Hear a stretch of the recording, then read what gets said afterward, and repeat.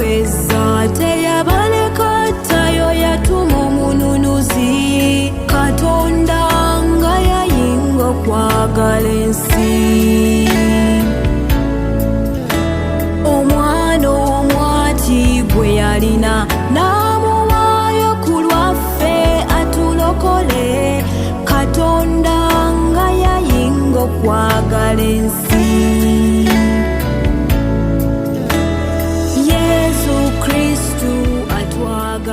nga tumalako ekisibo kyaffe tusembyayo ennaku 3 ze tukuza mu ngeri ey'enjawulo lwe Lwokuna olutukuvu, Olwokutaano olutukuvu abasinga lwe tumanyi nga Good Friday ate n'Olwomukaaga olutukuvu. Ennaku zino era mu busatu bwazo ne ziyitibwa TRIDUUM, Easter TRIDUUM.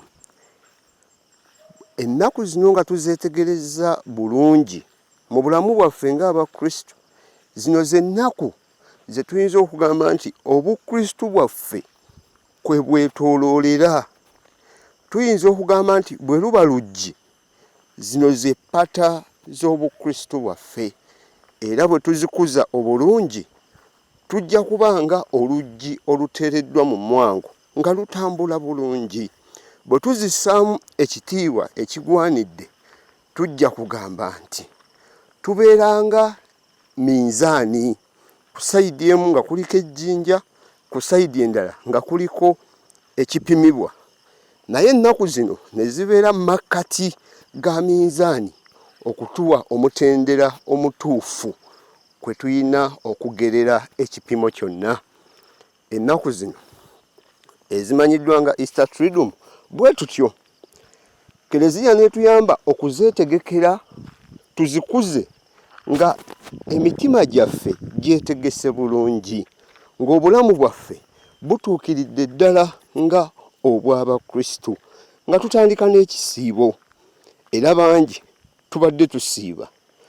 Kyokka bwe tutuuka mu nnaku zino si kwe kugamba nti ekisiibo kiweddeko ku Lwokuna, wabula ate twongera okuyingira mu kisiibo ddala okunyikira nti ziti ennaku obadde osiiba weesaasira, mu zino teba kusiiba kwa kwesaasira, kuba kusiibira ddala, okusiiba okwenkomeredde.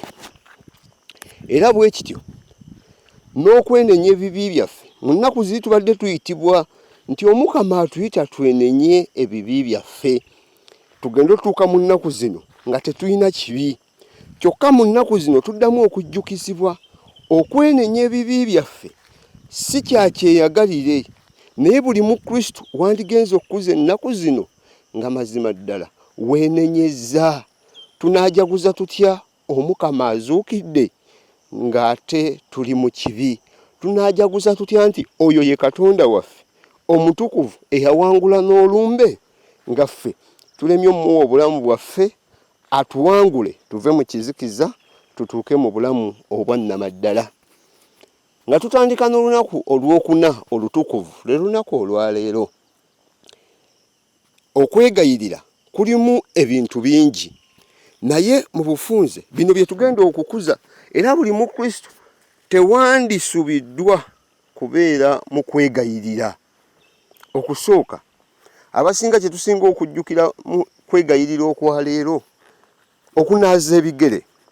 Nga Yesu Kristo bwe yanaaza ebigere by'abayigirizwa be, bwe tutyo ne mu kitambiro kino omusaaseredooti akulembera bulijjo ekitambiro mu linnya lya Kristo, in persona Christi, naye ajjako omunagiro gwe, ekyambalo kino ekye tumanyi abasinga oluusi kiba kya kiragala, kya green, kya purple, akijjako ne sitoola eraga nti alina obuyinza, n'abiteeka ku mabbali ne yeesiba ekimyu n'anaaza ebigere by'Abakristo nga Yesu Kristo yanaaza eby'abayigirizwa be.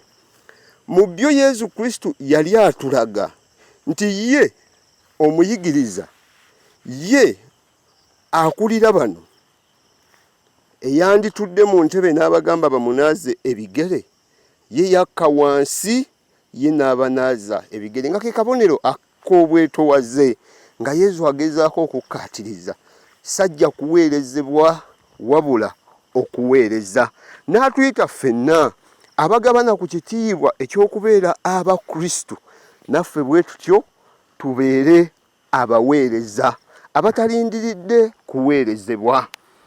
Ebiseera bingi bwe tugamba abakristo okujja okunaazibwa ebigere, bangi baddayo eka ne babinaaza bitukule n'okusinga bwe bibadde bulijjo. Abamu n'enkyankyakolo bazikuuta bakakase nti ziggweramu ddala, faaza agenda okukwata ku bigere byabwe nga mu mazima bisaanidde aleme kuswala. Naye bali abatume Omukama ng'abanaaza ebigere teyasooka kubabbirako, teyasooka kubagamba nti gwe ngenda banaaza ebigere olwaleero. Era ye Peetero bwe yatunulamu n'agamba ekigere kino ekifaanana bwe kiti, Omukama wange tasaanye kukinaaza, mpozi nze okunaaza ye. Yali agaanye. Omukama n'amugamba, Peetero, bwe sikunaaza nno bigere, obwakabaka bwange oyinza obutabugabanako. Ate Peetero n'ategeera nti Omukama kye yali akola kyali kyakumuyingiza na kugwanira kugabana ku mbaga ey'ekitiibwa. Omukama bw'atyo nga naffe atuyita abakulembeze, naffe twetowaze tuweereze abalala, tutuuke n'okubanaaza ebitundu ku mibiri gyabwe kye tuyinza okugamba nti ebisembayo okuba ebya wansi, ebisembayo okuddugala mu bwetowaze. Ate naffe be banaaza ebigere tubeere beetowaze, tukkirize abatukulembera, naddala Omukama anaaze obulamu bwaffe ate atutegeke okugabana ku lujjuliro olw'obulamu obutaggwaawo. Ekyokubiri kye tukuza mu kitambiro kya Lwokuna olutukuvu, Yesu Kristo atuwa etteeka erisinga amateeka gonna, ly'etteeka ery'okwagala. Bannange twagalane, Omukama atuyita twagalane nga ye bwe yatwagala. Oyo Yesu Kristo eyamanya nti agenda kuttibwa n'atadduka musaalaba gwe, n'atadduka kubonaabona kwe, wabula ne yeewaayo ku lwaffe ng'atuyita. Teri ayagala ng'oyo awaayo bulamu bwe ku lwa banne. Naffe nno bwe tutyo nga tukuza ebyamagero bino, twagalane, twagale bannaffe, twagale emibiri gyaffe, twagale Katonda waffe. Mu kwagala okwo ensi yonna ebeere mu kwagala era ebeere mu Katonda. Ekyokusatu, Yesu Kristo atukolera Ukalisitiya. Gye mbadde nga nsomera mbadde nga mbagamba, Yesu Kristo olunaku lwe yaliisa abasajja 50,000 yabagamba, muleke kululunkanira mugaati guno oguggwaawo. Ate ekirala, muleke kwesimisa bajjajjammwe bali abalya manu eyava mu ggulu, kubanga n'okufa baafa. Wabula mwesimise mulye omugaati ogw'obulamu. Era bw'atyo n'abagamba, yenze mugaati oguwa obulamu, ali ennyama yange n'anywa omusaayi gwange aba n'obulamu obutaggwaawo. Senga Yesu Kristo yakola Ukalisitiya ku Lwokuna luno olutukuvu, Abayudaaya baba kumulya lwe yafa nga abasezi we bali omufu, tetwandibanenyeza kuba yennyini yatugamba ali ennyama yange n'anywa omusaayi gwange. Kyokka mu kukola Ukalisitiya laba Omukama bw'atulaga engeri y'okumulyamu. Guno mubiri gwange, eno ye kaliisi ey'omusaayi gwange. Bw'atyo ng'atuyita abaagala obulamu obutaggwaawo, mulye ennyama yange, mulye omubiri gwange. Okutukolera nno Ukalisitiya, Kereziya tumaze emyaka egisuba mu 2000 nga tuddamu buto okukuza ekyamagero kino, kuba Yesu Kristo yennyini atugamba mukikolanga okunzijukira. Yesu Kristo kyatulagira kibaddewo nti buli lwe tuddamu okusoma ekitambiro kya mmisa tuddayo buto okwegatta ku kyamagero ekyaliwo ku Lwokuna olutukuvu. Yesu Kristo ng'akola Ukalisitiya, tulwanirye nno obulamu bwaffe bulijjo tusobole okugwanira okulya ku mugaati gw'obulamu. Abantu abasinga tuba tukuza olunaku luno, abamu bajjanga balinga abakuza anniversary ey'obufumbo, abalanga balinga abakuza baafidde nti ye nazaalibwa kati mpezezza emyaka bwe giti. Ffe buli lwe tukuza Ukalisitiya tuddiramu ddala kiri kyennyini, era tetujja kukeera ku makya tugambe eno ye Ukalisitiya gye tukuza ey'emirundi 2,000. Nedda, kuba tuddayo ku kiri. Kati nno Omukama atuyita oyo tugabane ku mbaga ye, atuyitira ddala tukyuse obulamu bwaffe. Emmere eno omugaati gw'obulamu tugwanire okugugabanako emirembe n'emirembe. ekyokusatu Yesu Kristo olwaleero ku lwokuna olutukuvu lwe yakola obusaaseredooti anti emirundi mingi yalyanga n'abantu, emirundi mingi yagabulanga abantu, era mu kubagabula tewali mulundi na gumu gwe yakeera ku makya n'agamba nti kino mukikolanga okunzijukira okuggyako ku lwokuna olutukuvu, ng'amaze okulonda abo be yeeronderamu be yali ategese obulungi okugabana ku mubiri gwe n'omusaayi gwe, bw'atyo n'abawa n'obuyinza n'abalagira kino okuddamu okukikola. Era abasaaseredooti ffenna bwe tutyo tuddamu okutuukiriza ekiragiro kino eky'Omukama buli lwe tusoma ekitambiro kya mmisa nti Omukama mu kiro lwe baamuwaayo yakwata omugaati n'aguwanika n'awa abayigirizwa n'abagamba nti guno mubiri gwange, n'ekikompe n'akola bw'atyo, kino kye kikompe ekijjudde omusaayi gwange, mukikolanga okunzijukira. Naawe obuyinza abasaaseredooti, era olunaku olwali tusabira abasaaseredooti bonna nti Omukama obuvunaanyizibwa n'omulimu gwe yabawa basobole okugutuukiriza bulijjo, ate nga tukimanyi nti omulimu gw'omusaaseredooti omubereberye kwe kuweereza ekitambiro ku lw'abantu abaamukwasibwa ne ku lulwe yennyini.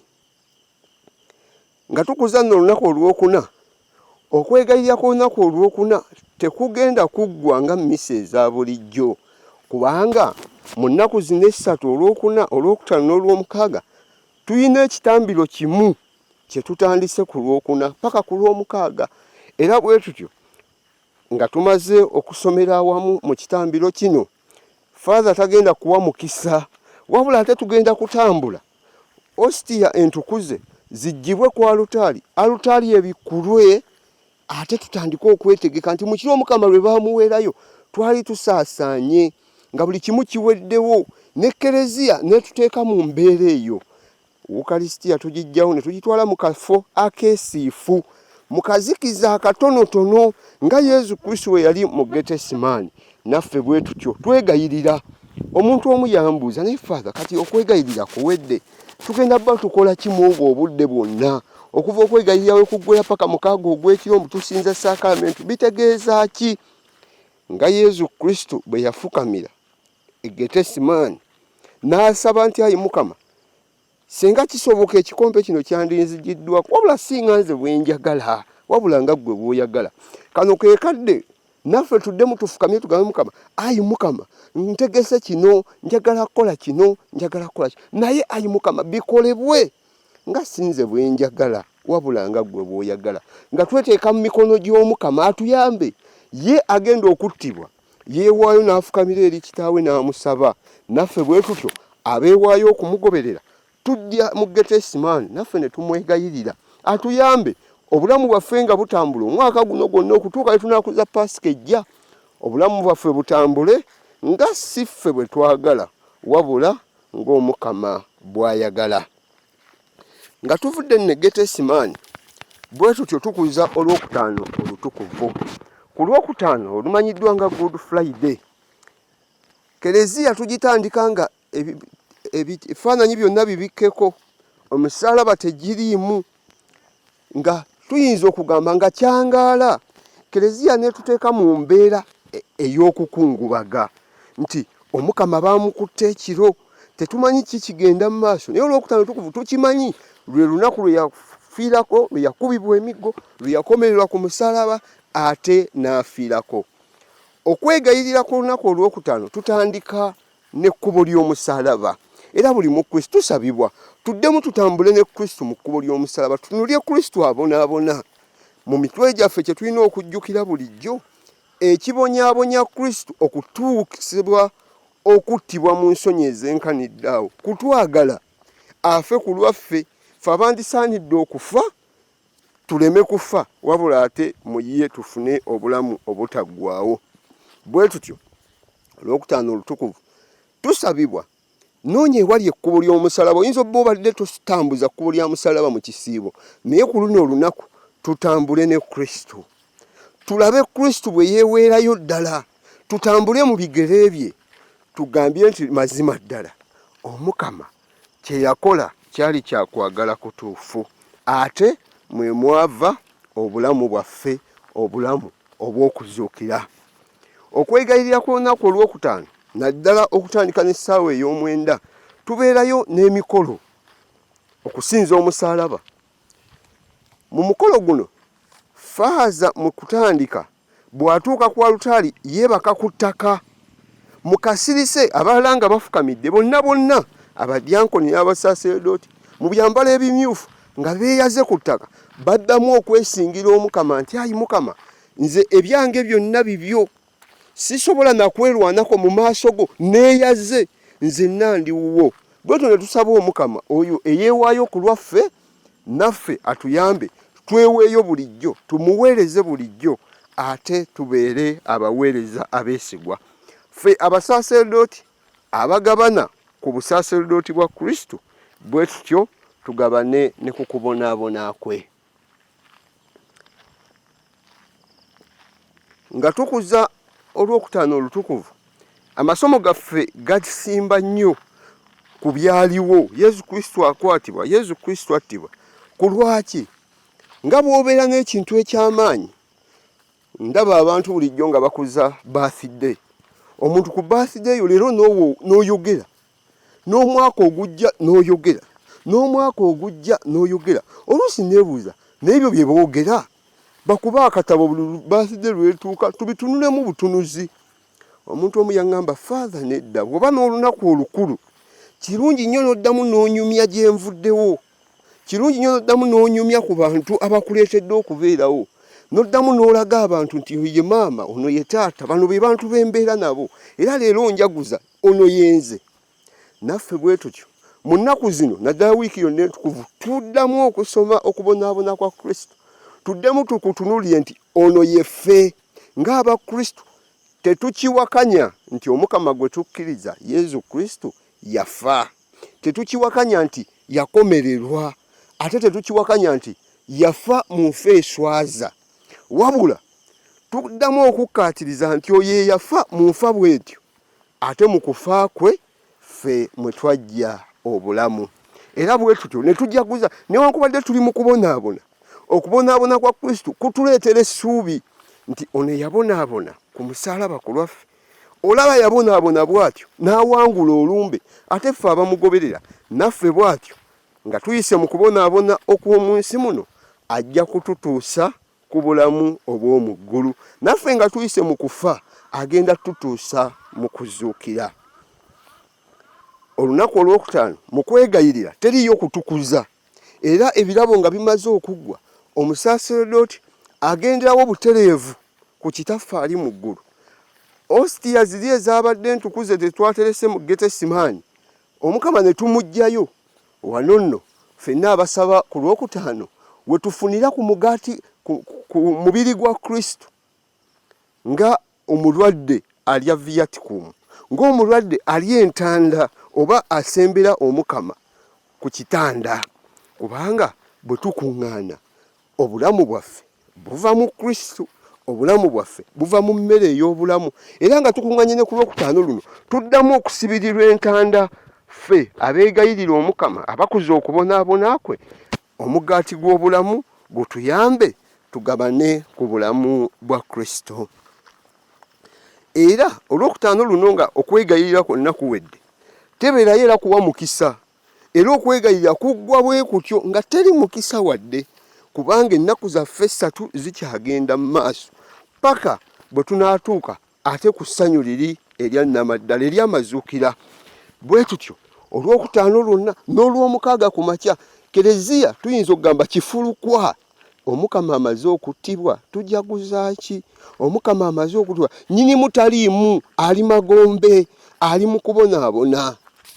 Bwe tutyo Kereziya mu mbeera gye tubeeramu tusabibwa akadde kano buli mu Kristo akayitemu mu kwebuulirira nti nga Kereziya nsirifu, ennanga teziriiko, eŋŋoma ziggiddwamu, Kereziya etwimbuddwa, alutaali yabikkuddwa ku lwokuna olw'eggulu. Naffe tweteeke mu mbeera eno nti Kristo w'atali mu bulamu bwaffe tubeera tutya? nga abatume Yesu Kristo ng'amaze okukwatibwa amaze okutibwa bwe baali nga basaasaanye ng'endiga ezitaliiko musumba nga bali mu kutya firimusita avuddewo gwe tubadde tugoberera ow'ekitalo gwe twalindirira ne tumutegera nti yono kyokka bamukutte bamusse ffe tulidda ne beekweka nga bali mu kutya okuyitirivu naffe Eklezia bwe tubeera naye nga bino byonna bigamba okweteeka mu mbeera eri tusobole okutuuka ku kitugamba senga Yesu teyazuukira amazima gali nti Eklezia nga bwefaanana ku Lwokutaano ne ku Lwomukaaga bwe twandibadde tetuliimu bulamu bwe tutyo ne tutuuka ku Lwomukaaga ekiro Olwomukaaga ekiro tukuza ekiro ekikulu ennyo mu kiro kino ekiro kya Paasika tukulizaamu ebintu bingi naye ekikulu mu byonna tuddamu okulaba Omukama okuva mu matandika g'ensi okutuuka ku kununulibwa kwaffe ate ne kitutunuza ne bulamu obulijja nti Omukama ng'amaze otonda ensi yali mu kizikiza kyokka Omukama n'ajja nga atubuulira yaani n'ajja nga atwoleka yaani akadde bwe kaatuuka n'atuwa omwana we n'aleeta ekitangaala ekyajjawo ekizikiza era bwe tutyo abasoma mu misa eno tuba nti tutandikira mu kizikiza kyokka bwe tutuuka mu masomo ag'ekiragaano ekijja okulangirira okujja kwa Kristo ne tudda mu kitangaala nti Yesu ng'azze ekizikiza kyonna kyavaawo ne tuyingira mu kitangaala kyokka nga tuli mu kitangaala Kristo n'atuyamba okwongera okutegeerera ddala Katonda era abanoonya Katonda tetukyetaaga tunula mu munyenye tetukyetaaga tunula mu miti tetukyetaaga tunula ku nsozi nnene kubanga Omukama Yesu Kristo yamutottola yenna ate naffe abaagala okugoberera Omukama laba bw'atukolera ekyamagero ekisembayo ne yeewaayo n'afa n'azuukira ku lwaffe ng'atulaga nti abamugoberera naffe tujja kutambula mu bigere bye bimu tujja kugabana ku kuzuukira kwe okwegayira okw'Olwomukaaga gye ntera okusomera ntera obbagamba wano Eklezia weeweera omwaka omukisa enkola y'okusaba omukisa gw'omwaka ebeerawo nga 31 Desemba egenze ejjabuzi mu Eklezia naye mu kiro kino ekya Paasika Eklezia eddamu otulaga nti akadde kali akakadde kaweddeko tutandika akajja era ku Easter kando kubeerako omwaka gwe tulimu 2022 Father n'asoma ebigambo eby'okutukuza naye ng'asabira omwaka guno omwaka gw'Omukama naffe bwe tutyo twesabire omwaka guno paka Paasika erijja tusabe Omukama oyo eyajjawo ekizikiza ajje ekizikiza mu bulamu bwaffe ajje ekizikiza mu baana baffe ajje ekizikiza mu maka gaffe atuteeke mu kitangaala tusobole okutambulanga abantu abaana abagoberera Kristo mu kiro kino eky'Olwomukaaga ate tubaamu ne baganda baffe abo abaatulabanga nga balaba obulamu bwaffe bwawufu ku bw'abantu abalala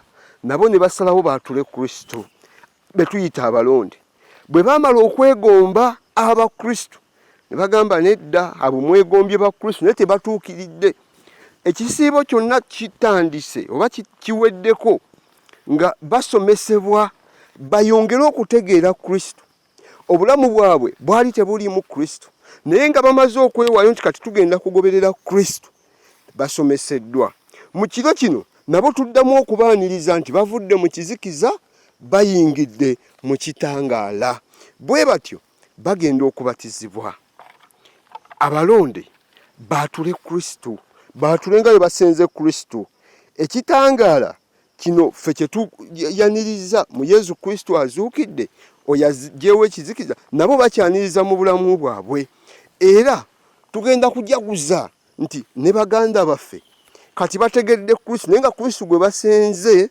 ye Kristo eyakomerebwa Kristo eyabonaabona n'afa ate n'azuukira nti obulamu bwabwe obupya bwe balimu bwakugoberera Kristo si kugoberera ffe be balabirako Kristo naye ffe twabayamba otuuka ku Kristo kakati keekadde nabo Kristo gwe bategedde mu byamagero bino ebya Paasika nabo bamugoberere ate bamujulire mu bulamu bwabwe bulijjo n'emirembe gyonna amasomo ge tuwulira mu kiro kya Paasika amasomo ago evanjiri etwoleka entaana enkalu Yesu Kristo ng'amaze okuzuukira bagendayo okulaba ng'entaana nkalu.